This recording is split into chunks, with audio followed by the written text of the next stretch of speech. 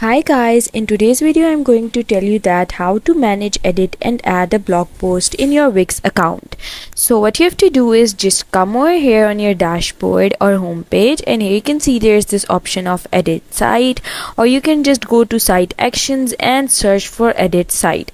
But mine is over here, so I'm going to click this edit site option, and once I land over here on this edit site or Wix website editor, I'm going to show you what you have to do next once it's loaded.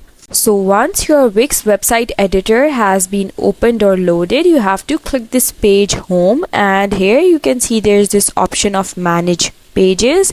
I'm going to click this option, and here I'm going to click add page, and here you can see there's this option of blog. I'm going to click this and click add Wix blog, and here you can see that my Wix blog is being added.